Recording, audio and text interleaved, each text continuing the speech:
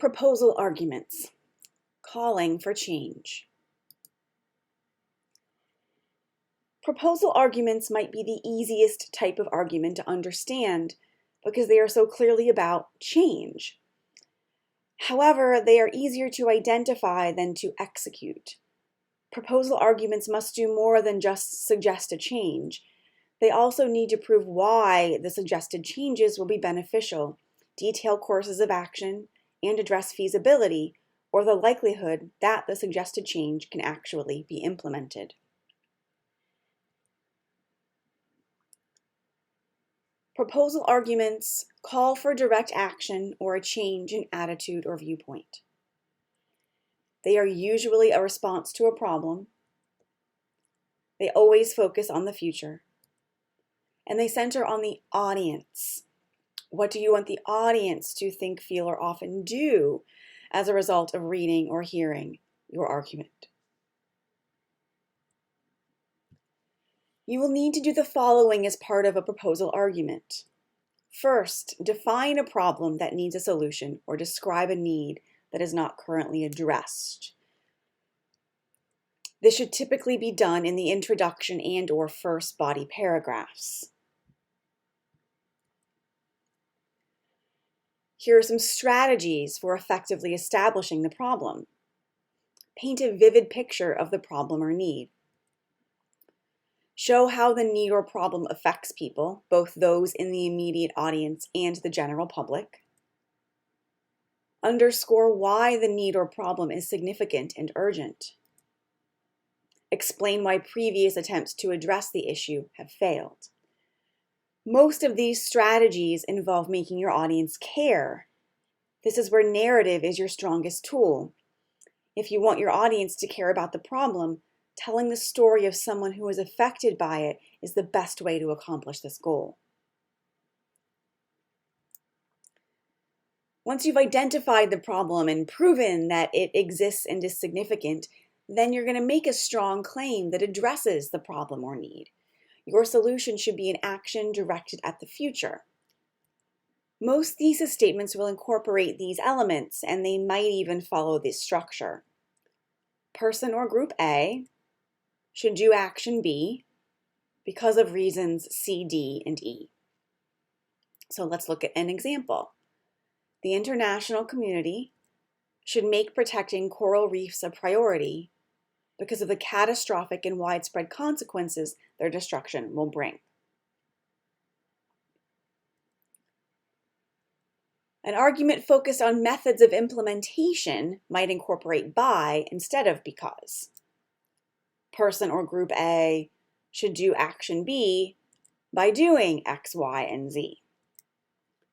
Our school community can help protect the environment by recycling efficiently, reducing food waste, and composting. The rest of the paper then would show both why these methods would help and how the school could go about implementing those methods.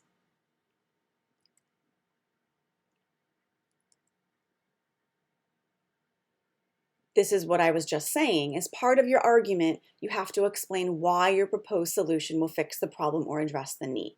You have to justify the solution. To do this, you want to draw upon a variety of types of evidence. The big three are quantitative evidence, or usually we think of this as statistics, anecdotal examples, and expert opinions.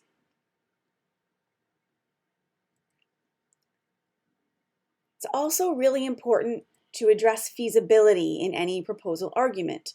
Feasibility refers to how easy or convenient it is to actually implement your solution. Again, you're going to need evidence to do this, from similar cases, from personal experience, from observational data, interviewer survey data, or from expert opinion, showing that your proposal can be implemented with the resources available. Discussions of cost are almost always part of addressing the feasibility.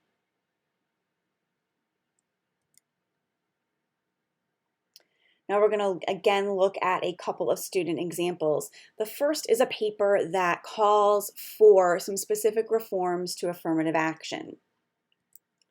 The first part of this argument involves evaluating current affirmative action policies. That's the part of the proposal where you talk about how current attempts to address the problem have failed. To prove that a class-based system will be better, the writer must first show that current practices are ineffective.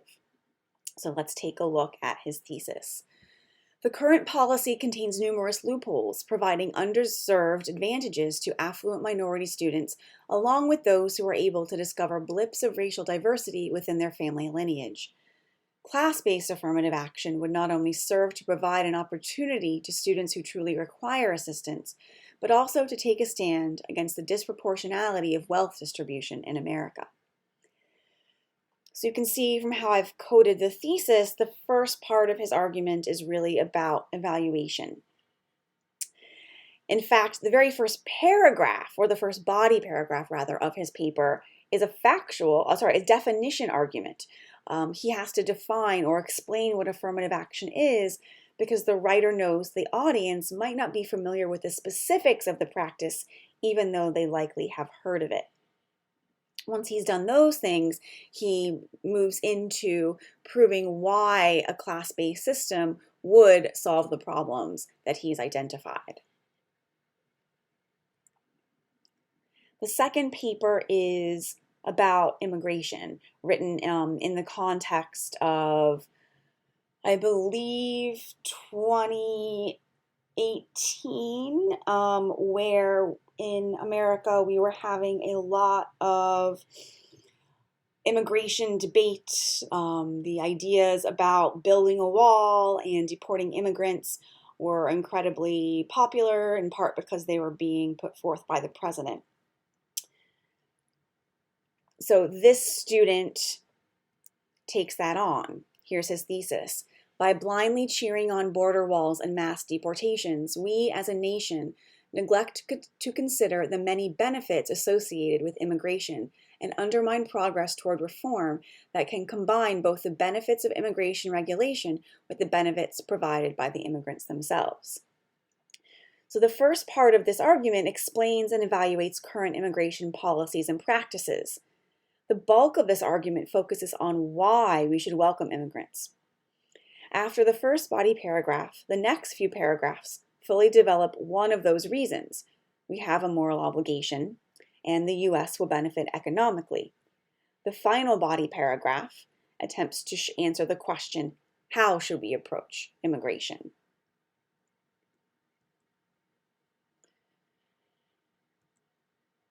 So here's just a reminder about the four main parts of a proposal argument. You have to include them all. You first have to prove that the problem exists and is significant. Then you need to state a future-oriented solution that usually uses the word should. You have to justify the solution. And finally, you have to address feasibility, including costs and implementation process.